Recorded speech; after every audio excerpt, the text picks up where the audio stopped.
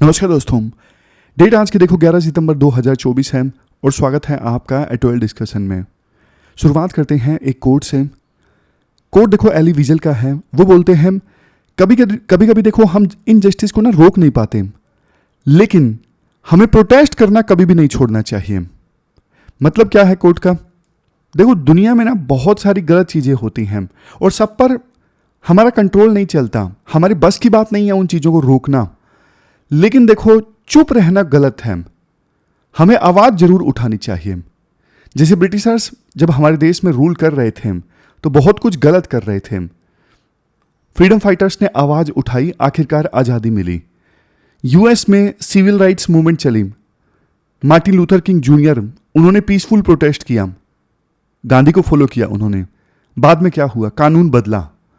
तो हमें यह याद रखना चाहिए कि प्रोटेस्ट का मतलब सिर्फ देखो सड़कों पे आना, रैली निकालना, ये नहीं है।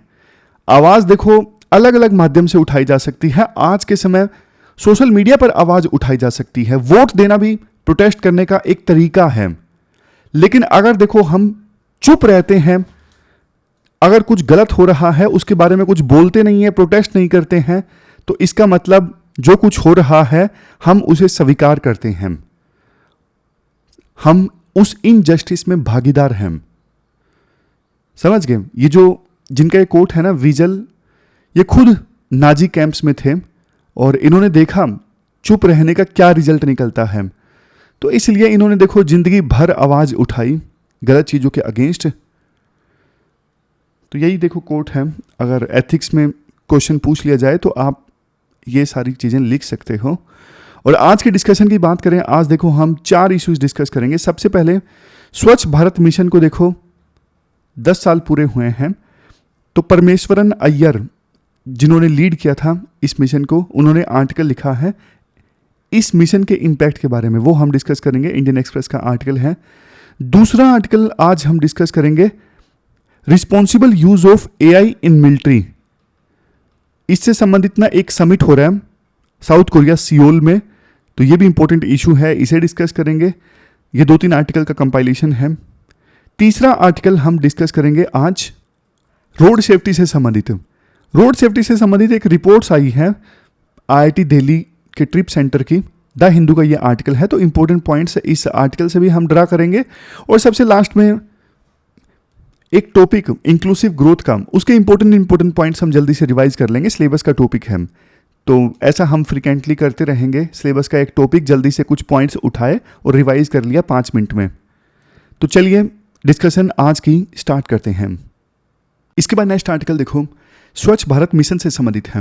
10 साल पहले देखो ये मिशन लॉन्च किया था और अब ना एक फेमस जर्नल है नेचर जर्नल में ना एक आर्टिकल छपा है स्वच्छ भारत मिशन के बारे में। बताया गया है कि इस मिशन के इम्प्लीमेंटेशन के बाद क्या पॉजिटिव इंपैक्ट निकल के आए हैं, क्या आउटकम निकल के आई है, क्या सिग्निफिकेंस थी इस मिशन की और कैसे इस मिशन को इम्प्लीमेंट किया गया, वो सारी चीज़ें बताई गई है जर्नल में। और ये जो आर्टिकल है आज का, ये लिखा गया है परमेश्वरन अय्यर के द्वारा। इनका हम एथिक्स में एग्जाम्पल भी देते हैं। इन्होंने देखो सफलतापूर्वक स्वच्छ भारत मिशन को लीड किया था। ये वर्ल्ड बैंक में थे, इनको सरकार ने बुलाया और बाद में ये आए, इन्होंने इस पूरे प्रोग्राम को लीड किया। सेक्रेटरी थे department of drinking water and sanitation में, और अब ये वर्ल्ड बैंक में एग्जीक्यूटिव डायरेक्टर के तौर पे काम कर रहे हैं। तो ये काफ़ी इंस्पिरेशनल पर्सनैलिटी है परमेश्वरन अय्यर, जिन्होंने ये आर्टिकल लिखा है। आप सिलेबस में ना जीएस पेपर सेकंड के इन टॉपिक्स से आर्टिकल को रिलेट कर सकते हो। देखो ये जो मिशन है ना स्वच्छ भारत अभियान, ये अनाउंस किया गया था प्रधानमंत्री मोदी के द्वारा 15 अगस्त को, जब उन्होंने लाल किले से स्पीच दी थी। और औपचारिक रूप से ऑफिशियली इस प्रोग्राम को लॉन्च किया गया 2 अक्टूबर 2014 को। देखो ये पहली बार था किसी भी देश के द्वारा, किसी भी देश के प्रीमियर के द्वारा इतने बड़े लेवल पे कोई सैनिटेशन प्रोग्राम लॉन्च किया गया हो। आमतौर पे ना सैनिटेशन जैसा इशू जो है ना कोई उठाता नहीं है, क्योंकि टैबू माना जाता है, सैनिटेशन वगैरह के बारे में ज़्यादा बात नहीं की जाती। जब देखो ये प्रोग्राम लॉन्च किया गया था ना, तो उस समय ये टारगेट किया गया था कि 5 सालों में, आने वाले 5 सालों में 550 जो मिलियन लोग हैं, बहुत बड़ा आंकड़ा है, 55 करोड़ लोग, 550 मिलियन लोगों का जो बिहेवियर है वो चेंज किया जाएगा। मतलब ऑलमोस्ट 100 मिलियन टॉयलेट्स इस्टेब्लिश किए जाएंगे। टारगेट देखो ये भी रखा गया था कि 5 सालों के अंदर अंदर, यानी 2 अक्टूबर 2019 आने से पहले देश को ओपन डेफिकेशन फ्री बनाया जाएगा। बहुत बड़ी बात थी, टारगेट बहुत बड़ा था, लेकिन धीरे धीरे ना इस अभियान ने एक जन आंदोलन का रूप ले लिया। गांव दर गांव, डिस्ट्रिक्ट आफ्टर डिस्ट्रिक्ट और स्टेट आफ्टर स्टेट इंप्लीमेंट करने लगे इस प्रोग्राम को। जबरदस्त ढंग से अवेयरनेस फैलाई गई। जैसे देखो, प्रधानमंत्री मोदी ने अपनी मन की बात रेडियो कार्यक्रम में यह मुद्दा उठाया और ना ये कम्युनिटी और विलेज लेड इनिशिएटिव बन गया। मतलब गांव के बीच में ना एक कंपटीशन पैदा हो गया कि पहले हमारा गांव ओपन डेफिकेशन फ्री होगा, हमारा होगा। लोगों ने ना इसे ईगो का सवाल बना लिया। तो जब देखो ये सारी चीजें होने लगती है ना, फिर तो पूरा गांव पैशनेटली लग जाता है। शायद आपने ना वो सीरीज देखी होगी पंचायत, या फिर वो सीन देखा होगा जिसमें डीएम इंस्पेक्शन के लिए आते हैं गांव में कि कोई भी खुले में शौच तो नहीं जाता। वो फनी सा सीन है जिसमें जीतू भैया और बाकी सारे लोग हैं। और देखो, जब कोई गांव ओपन डेफिकेशन फ्री डिक्लेयर हो जाता ना, तो उसके बाद जुलूस निकाला जाता पूरे गांव में, गौरव यात्रा निकाली जाती, पूरे गांव को गर्व होता अपने इस टैग पे। तो अगर पूछा जाए, इवन केस स्टडी में आपको लिखना हो तो एग्जीक्यूशन के बारे में लिख सकते हो, एग्जाम्पल दे सकते हो इस स्वच्छ भारत अभियान का। ये जो कीवर्ड है ना, कीवर्ड काफी इंपॉर्टेंट है। Community and village led initiative, friendly competition, matter of pride for village. ये चीजें देखो आगे राइटर बोलते भी हैं, किसी भी मामले में अगर बिहेवियरल चेंज लाना हो ना, तो ये सारे जो स्टेप्स है ना लिए जा सकते हैं जो स्वच्छ भारत अभियान के दौरान लिए गए थे। फाइनली देखो वो पल आ गया। 2 अक्टूबर 2019 को सभी स्टेट्स ने अपने आप को ओपन डेफिकेशन फ्री डिक्लेयर कर दिया। लेकिन इसके बाद स्टार्ट होता है फेज 2। फेज 2 में बारी आती है कैसे अब इस स्टेटस को मेंटेन किया जाए। स्टेटस तो अचीव कर लिया ओपन डेफिकेशन फ्री, लेकिन जो टॉयलेट्स बनाए गए हैं वो ऑपरेशनल रहे और लोग फिर से खुले में शौच ना जाने लगे। इस चीज को सस्टेन कैसे किया जाए, इस पर ध्यान दिया गया फेज 2 में। स्वच्छ भारत अभियान फेज 2 जो 2019 2 अक्टूबर से स्टार्ट हुआ। इसके बाद ना राइटर बेनिफिट्स बताते हैं। इवन जो जर्नल है नेचर वाला, उसमें भी बेनिफिट्स बताए गए हैं। देखो, हेल्थ बेनिफिट्स तो सबसे पहले हैं ही। खुले में शौच करने के लिए जाते हैं तो बीमारियां फैलती हैं, डायरिया वगैरह, और ओपन डेफिकेशन फ्री गांव हो गए, लोगों ने खुले में शौच जाना बंद कर दिया, तो ये बीमारियां काफ़ी ज़्यादा कम हो गई। एक अनुमान भी बताया जाता है कि लोगों ने खुले में शौच जाना बंद कर दिया तो देखो 50,000 रुपये तक बहुत सारे हाउस होल्ड्स ने सेव करने स्टार्ट किए, क्योंकि बीमारियां कम लगने लगी। एक इवन कार्टून भी काफ़ी फेमस हुआ जिसमें ना डॉक्टर जो हैं अपने ऑफिस के बाहर बैठे हैं गाँव में और वेट कर रहे हैं पेशेंट्स का, लेकिन पेशेंट्स नहीं आ रहे हैं। क्यों? क्योंकि पेशेंट्स ने अब खुले में शौच जाना बंद कर दिया है। इस वजह से उनको बीमारियां कम लग रही हैं और डॉक्टर परेशान हैं, उनके पास में पेशेंट नहीं आ रहे हैं। ऐसा कार्टून काफी ज्यादा फेमस हुआ था। और क्या फायदे हुए? इकोनॉमिक बेनिफिट्स काफी हुए। जैसे मैंने आपको बताया 50,000 रुपए तक सेव किए हाउस होल्ड्स ने। डेथ्स काफी ज्यादा सेव की जा सकी, काफी खास करके वो बच्चे जिनकी एज 5 से कम है ना, ऐसे बहुत से बच्चों की जान बचाई जा सकी ओपन डेफिकेशन फ्री होने की वजह से।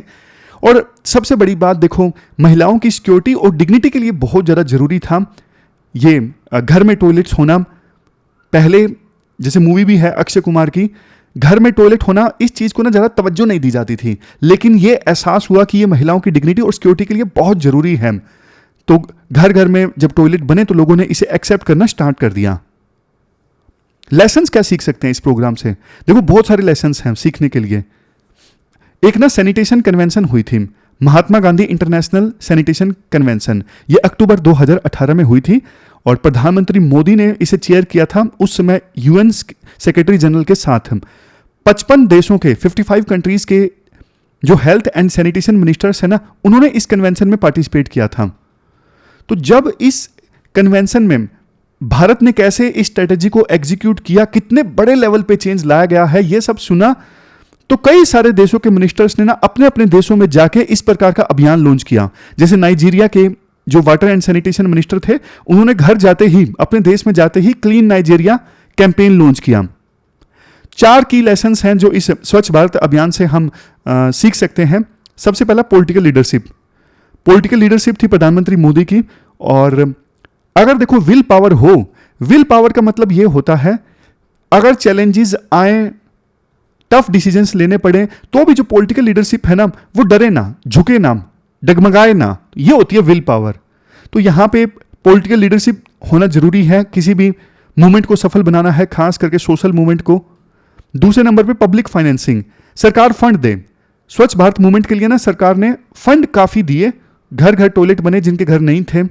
नेक्स्ट है पार्टनरशिप, अलग अलग स्टेक होल्डर्स के साथ पार्टनरशिप, जैसे स्टेट गवर्नमेंट्स के साथ में, प्राइवेट कंपनीज के साथ में, तो पार्टनरशिप काफी हुई इस मूवमेंट के इंप्लीमेंटेशन में। उसके बाद पीपल्स पार्टिसिपेशन, पीपल्स पार्टिसिपेशन के बिना ना कोई भी मूवमेंट, कोई भी अभियान सफल नहीं बनाया जा सकता। देखो ये प्रोग्राम जन भागीदारी से सफल हुआ, लोगों ने जब पार्टिसिपेट किया ना तब वो सफल हुआ। ये 4 P आप इस्तेमाल करना, केस स्टडी में भी आप इस्तेमाल कर सकते हो। 4 Ps are very very important, political leadership, public financing, partnership और चौथे नंबर पे पीपल्स पार्टिसिपेशन। किसी भी बड़े डेवलपमेंटल प्रोग्राम को इंप्लीमेंट करने के लिए 4 Ps बहुत इंपॉर्टेंट हैं। इन 4 Ps को अब दूसरे देश भी यूज में ला रहे हैं, खास करके सैनिटेशन एरिया में कोई प्रोग्राम इंप्लीमेंट करने के लिए। देखो एक SDG गोल नंबर 6 है, इसको भी आप लिंक कीजिएगा जब स्वच्छ भारत मूवमेंट के साथ में क्वेश्चन आए। इस प्रोग्राम की सफल इंप्लीमेंटेशन ने ना प्रोग्रेस काफी अचीव की है SDG गोल नंबर 6 को अचीव करने में। SDG गोल नंबर 6 जो है वो है access to sanitation and water. Last में आता है कंक्लूजन। कंक्लूजन देखो कोई खास नहीं है। कंक्लूजन में तो राइटर यूं बोल देते हैं कि और भी बहुत सारे प्रोग्राम्स लॉन्च किए गए थे, जैसे जन धन और Ujjwala, Ayushman Bharat medical insurance scheme, जल जीवन स्कीम। देखो इस आर्टिकल से ना सबसे ज़्यादा जो चीज़ आप लोगे ना, जन भागीदारी आप लोगे। जन भागीदारी आप यूज़ कर सकते हो, डायरेक्ट क्वेश्चन ना भी आए तो भी आप केस स्टडीज़ में एग्जाम्पल यूज करिएगा। 4 Ps ये भी आप यूज़ कर सकते हो, 4 Ps। चलते हैं आगे। इसके बाद नेक्स्ट आर्टिकल देखो, वार में आर्टिफिशियल इंटेलिजेंस का रिस्पॉन्सिबल ढंग से यूज हो, इस इशू से संबंधित हम अपने सिलेबस में GS पेपर 3 के इन टॉपिक्स से आर्टिकल को रिलेट कर सकते हो। इंडियन एक्सप्रेस का ये आर्टिकल है। कंटेक्स्ट क्या है देखो, 9 सितंबर को ना एक समिट स्टार्ट हुआ साउथ कोरिया सियोल में। समिट का नाम है responsible use of artificial intelligence in the military domain, यानी REAIM।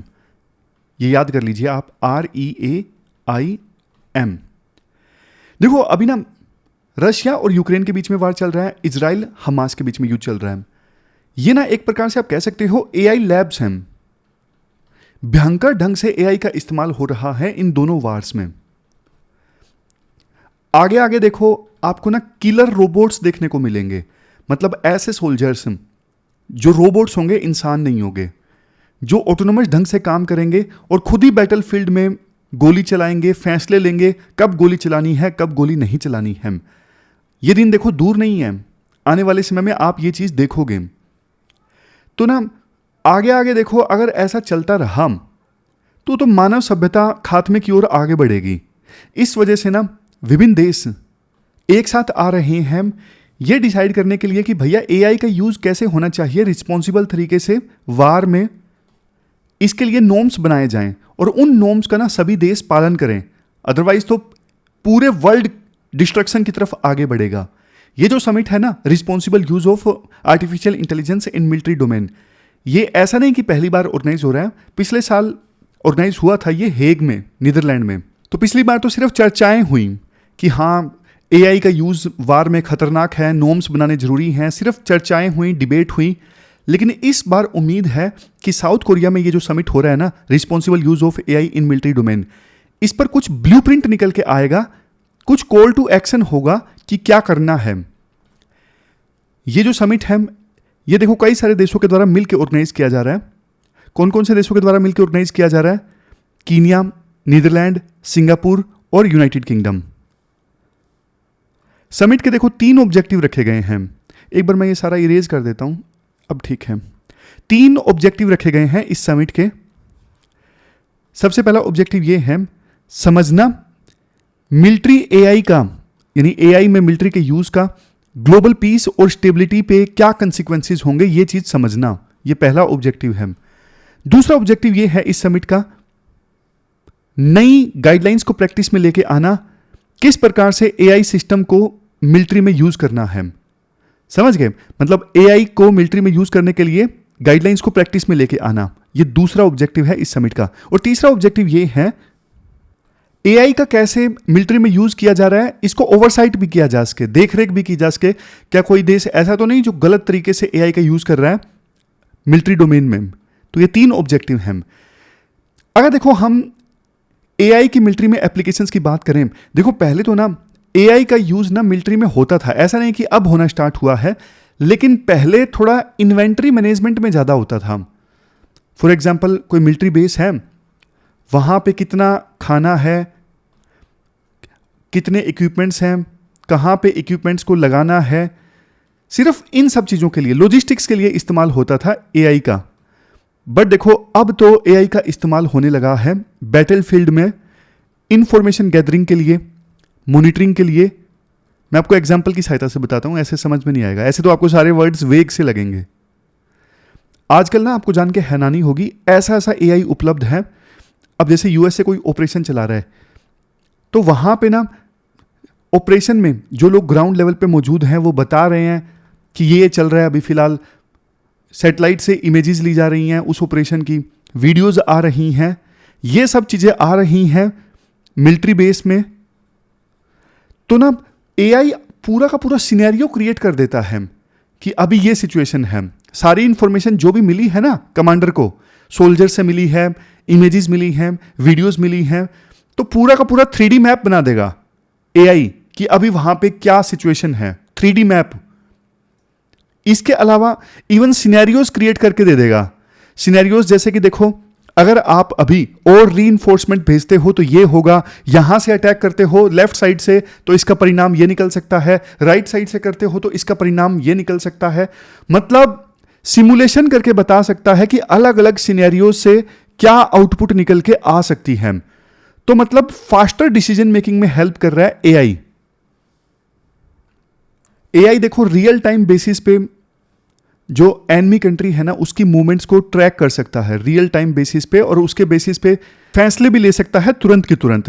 ये तो देखो इसका तो सिंपल एग्जांपल है, जैसे आयरन डोम है ना इजराइल का, एकदम से हमास रॉकेट लॉन्च करता है, आयरन डोम एक्टिव हो जाता है और तुरंत के तुरंत मिसाइल फायर हो जाती है रॉकेट को डिस्ट्रॉय करने के लिए। ये पूरा एआई ऑपरेटेड है।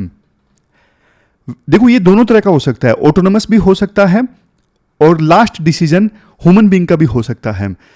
यही तो इस समिट में गाइडलाइन जारी करने की मांग की गई है ना कि एआई का ना इस्तेमाल ऐसे होना चाहिए कि एआई को आप खुद से डिसीजन मत लेने दो, अंतिम डिसीजन ह्यूमन बीइंग का होना चाहिए। जैसे ही हमास इजराइल में रॉकेट लॉन्च करता है ना, तो जो आयरन डोम है इजराइल का उसको पता लग जाता है कि रॉकेट आ गया है, तो वैसे तो एआई खुद ब खुद भी मिसाइल लॉन्च कर सकता है जवाब में, लेकिन जैसे आयरन डोम में अंतिम फैसला ग्राउंड लेवल से ह्यूमन बींग्स के द्वारा ही किया जाता है कि हाँ मिसाइल लॉन्च कर दो, तुरंत की तुरंत मिसाइल लॉन्च हो जाती है। लेकिन आजकल ना इवन ऑटोनमस रोबोट्स आने लगे हैं, ऑटोनमस, ये देखो लीथल ऑटोनमस वेपन सिस्टम आने लगा है। ये जो वेपन सिस्टम है ना खुद ही फैसले लेता है, खुद ही वार करता है, खुद ही टारगेट चूज करता है। तो इसके देखो हर तरह के इंप्लीकेशन है, एथिकल इंप्लीकेशन है, सोशल इंप्लीकेशन है। इन चीजों का तो देखो फिर जो नॉन स्टेट एक्टर्स हैं, टेरर ऑर्गेनाइजेशंस हैं, वो गलत यूज कर सकते हैं। देखो वो दिन दूर नहीं, आज अगर विभिन्न देशों की मिलिट्री एआई का यूज कर रही हैं तो कल को देखो non state actors, terror organisations भी यूज करेंगी। और देखो आपको बताऊं ये काफी चिंता की बात है। मणिपुर का एग्जाम्पल आप देखिए, मणिपुर में आपको पता है सिचुएशन टेंस है पिछले काफी महीनों से, वहां पे मेतीज और कुकीज के बीच में टेंशन है। लेकिन अभी ना हाल ही में खबर आई कि इवन ड्रोन का इस्तेमाल किया गया एक दूसरे पे वार करने के लिए। ये देखो काफी ज्यादा चिंतित करने वाला है। तो आगे आगे तो नॉन स्टेट एक्टर्स एआई का यूज करने लगेंगे एक दूसरे पे वार करने के लिए।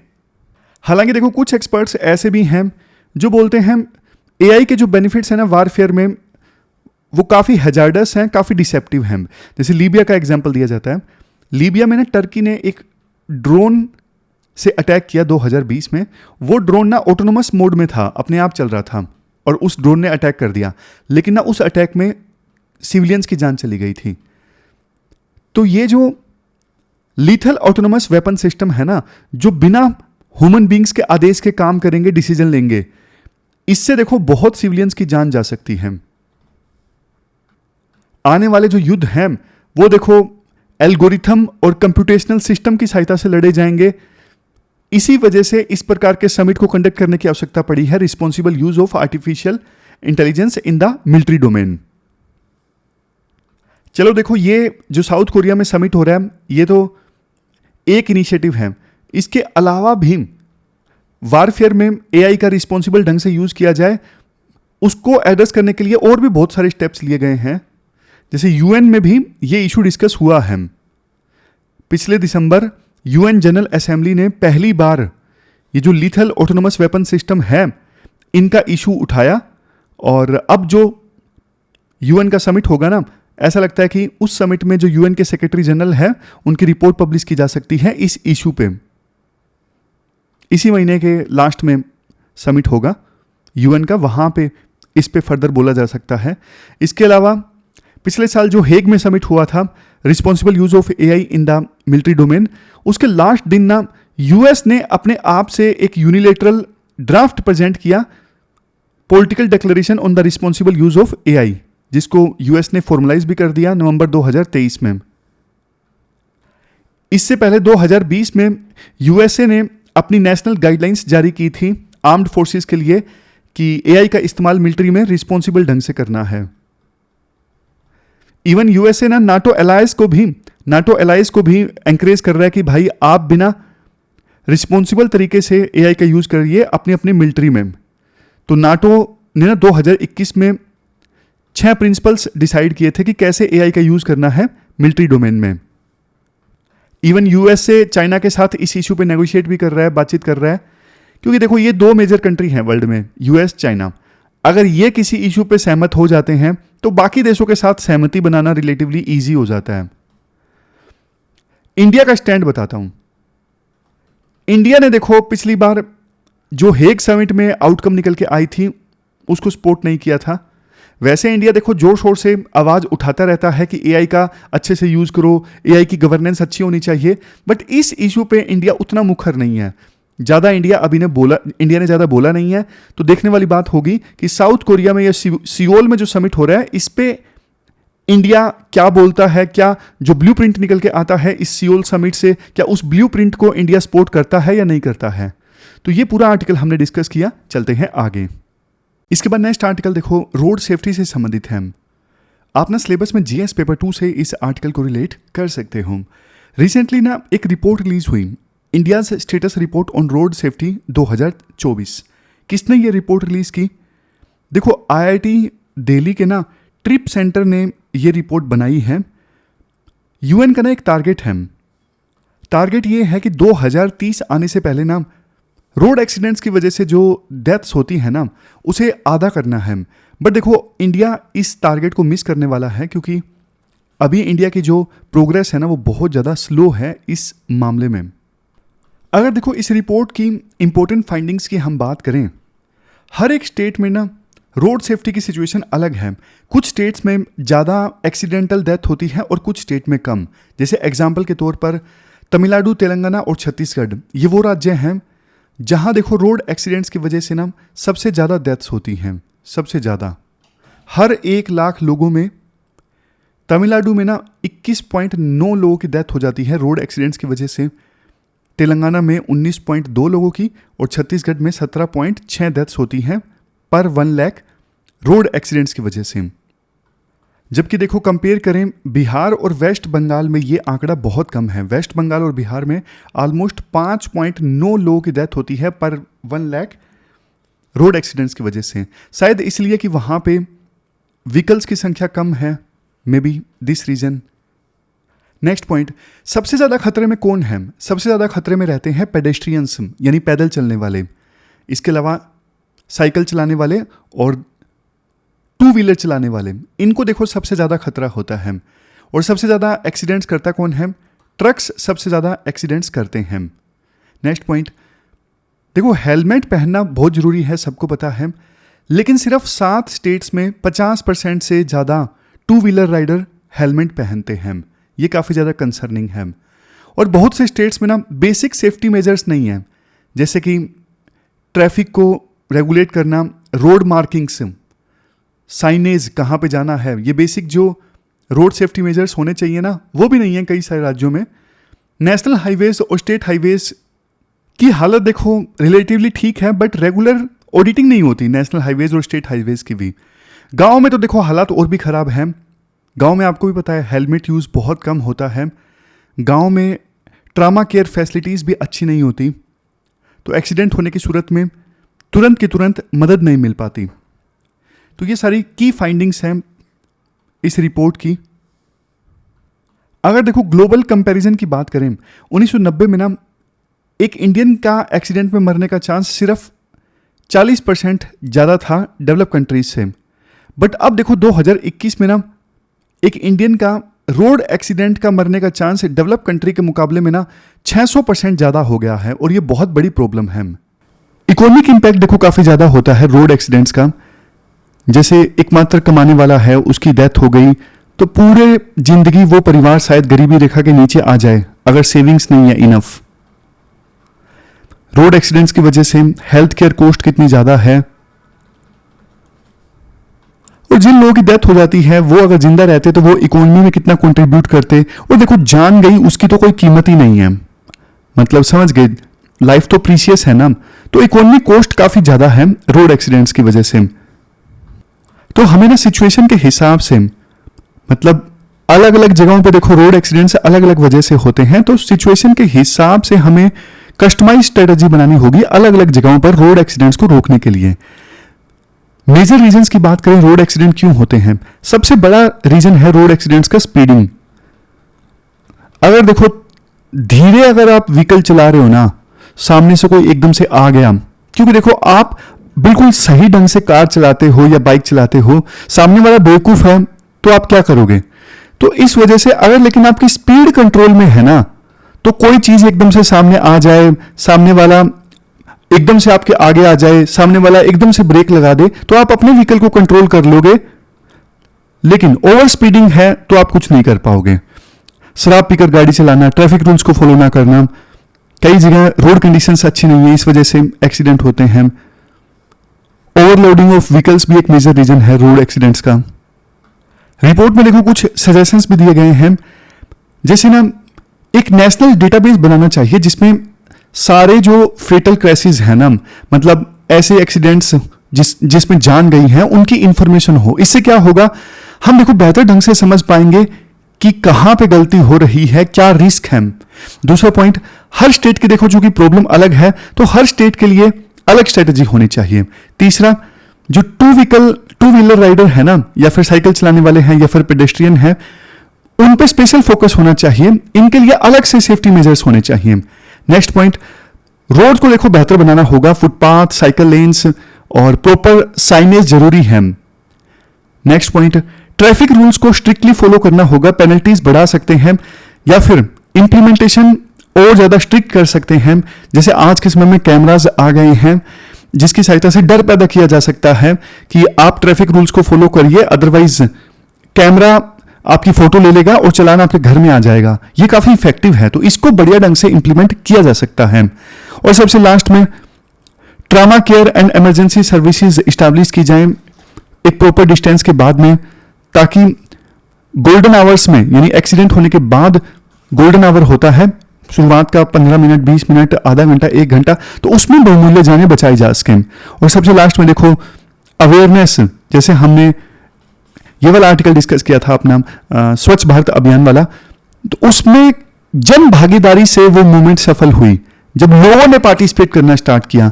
तो उसी प्रकार से देखो, जब तक लोगों में अवेयरनेस नहीं आएगी, लोग खुद से सीरियस नहीं होंगे, रिस्पॉन्सिबल बिहेव नहीं करेंगे, तब तक देखो पूरी तरह से रोड एक्सीडेंट्स को हम खत्म नहीं कर सकते।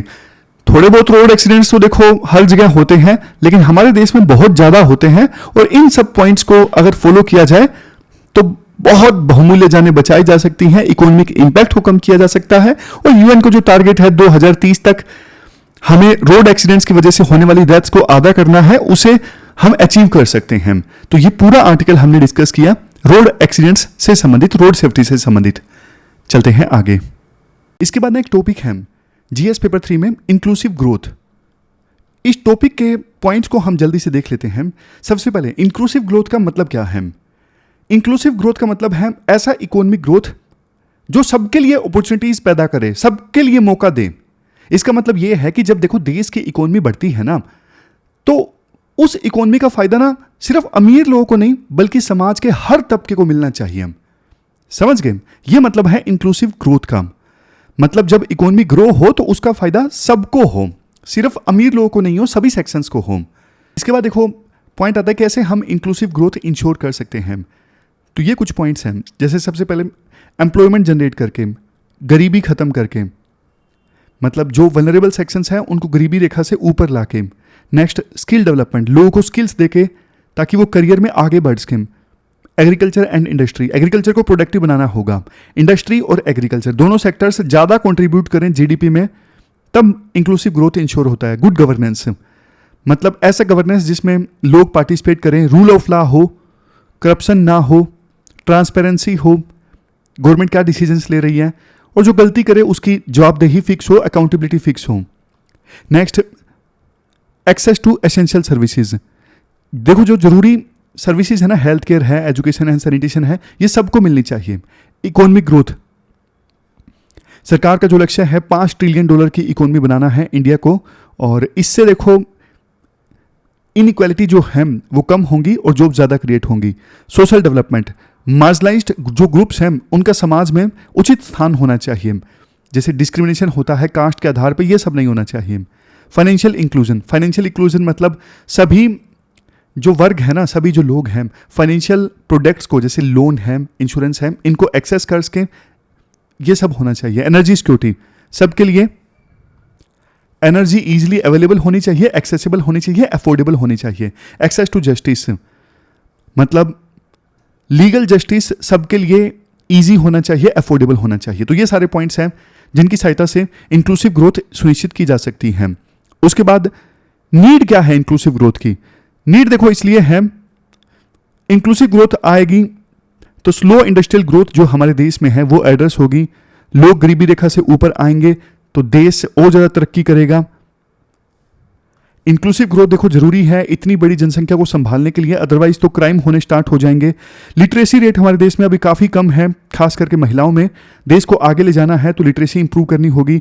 इंफ्रास्ट्रक्चरल इश्यूज काफ़ी ज़्यादा हैं जिसकी वजह से इन्वेस्टमेंट नहीं आती। तो ये सारे पॉइंट हैं, इनइक्वालिटी है, रीजनल इम्बैलेंस है, देश के किसी इलाके में डेवलपमेंट है, किसी इलाके में नहीं है, तो ये इम्बैलेंस जो है इसे बैलेंस करना जरूरी है। एग्रीकल्चर सेक्टर में प्रोडक्टिविटी नहीं है, बैकवर्डनेस है, इसे ठीक करने के लिए इंक्लूसिव डेवलपमेंट जरूरी है। अनएम्प्लॉयमेंट काफ़ी ज़्यादा है। तो ये सारे पॉइंट्स हैं जिसकी वजह से हमें इंक्लूसिव ग्रोथ चाहिए। तो ये थी हमारी आज की डिस्कशन। लास्ट में देखो क्वेश्चन देख लेते हैं। क्वेश्चन आपको देखो ये अटेम्प्ट करना है स्वच्छ भारत मिशन से संबंधित। 250 वर्ड्स में आपको इस क्वेश्चन का आंसर देना है। 15 मार्क्स का क्वेश्चन है। मेन पार्ट है इसमें critically examine the impact of SBM on various aspects of Indian society including public health, economy and social dignity. तो ये थी हमारी आज की डिस्कशन। कल मिलते हैं फिर से एक नई इंपॉर्टेंट डिस्कशन के साथ। तब तक आप अच्छे से पढ़िए, अपना ख्याल रखिए। Thank you very much for discussion.